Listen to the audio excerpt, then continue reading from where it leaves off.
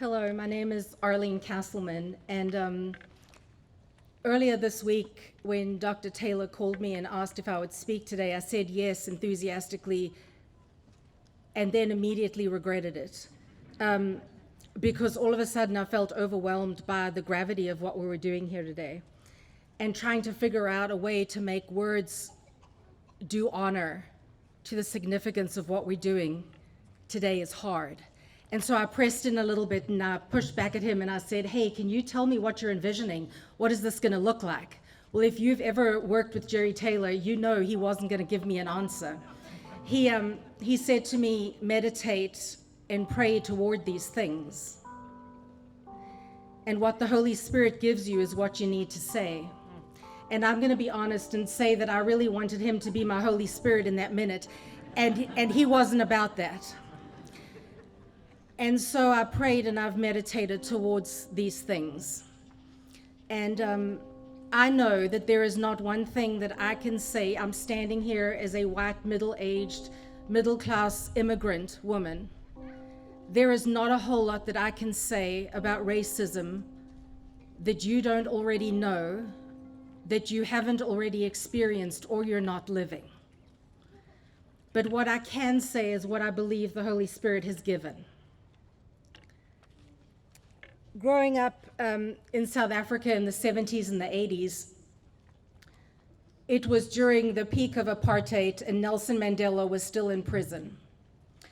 And Nelson Mandela's name was spoken over and over again, primarily by the international community and by Africans who were living in exile in other countries, and by some of the instigators in South Africa at the time.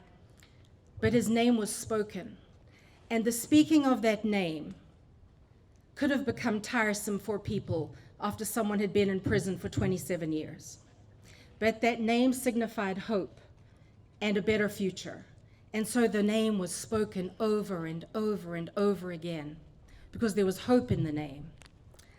And that name provided a sense of freedom to come, a very long road to freedom that was going to involve both peace and aggression, a long road to freedom. And so you might wonder, well, that's all good and well for you growing up in South Africa, but what about us today? And so I would say to you today, speak their names.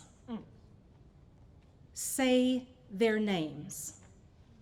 And let those names be beacons of hope and calls to action to walk a long road to freedom that is going to be both aggressive and peaceful, but speak their names.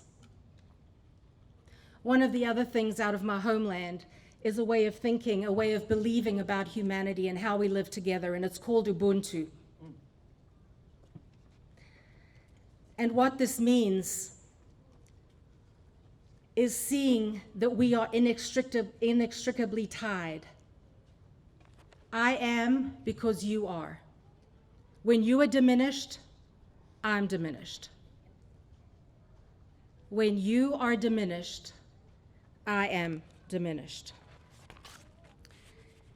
And so for us today, I would say Ubuntu means that until all of us are free, none of us are free. May our stories be so interdependent that we can say in solidarity, I am because you are. The third thing from our homeland that has come to me during this week, and don't let me trick you, South Africa has a long road still to walk. But one of the markers in our history was the Truth and Reconciliation Commission, a traveling jury courtroom style experience where people came to tell their stories. They came to tell their stories, and it was not a war tribunal, but it was a place of healing.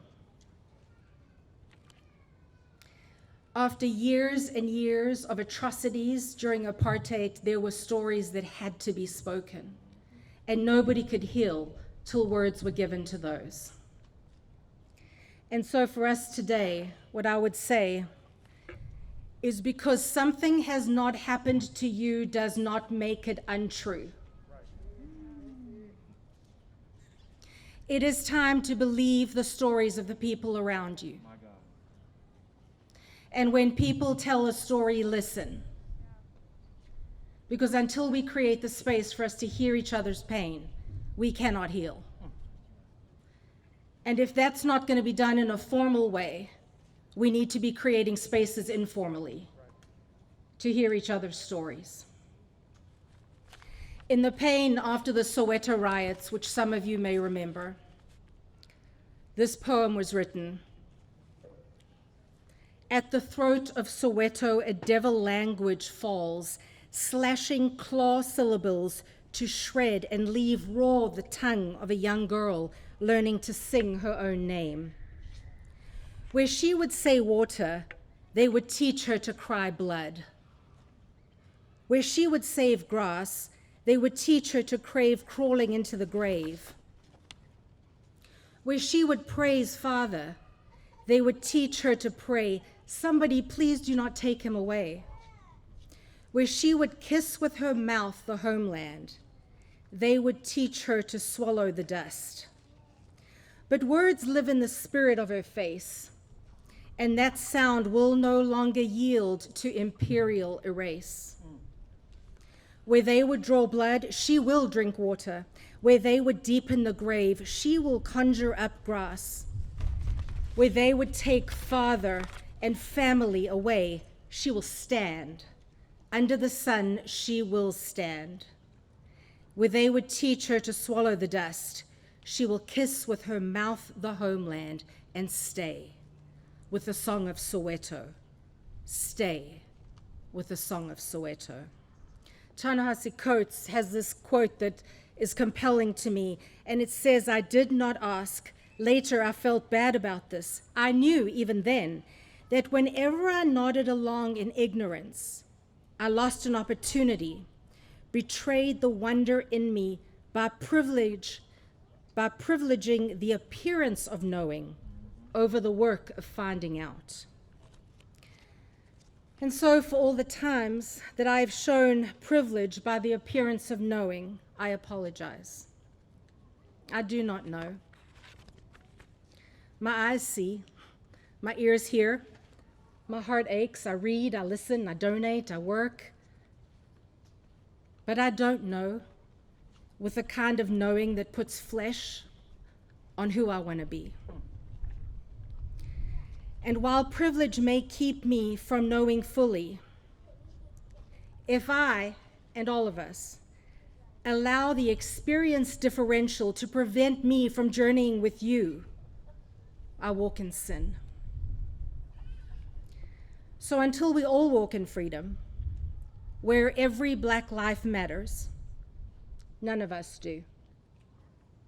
And in this time, the great diminishment, may your exhaustion and your pain take all the space it needs and not yield to imperial erase. Ubuntu, may it be so.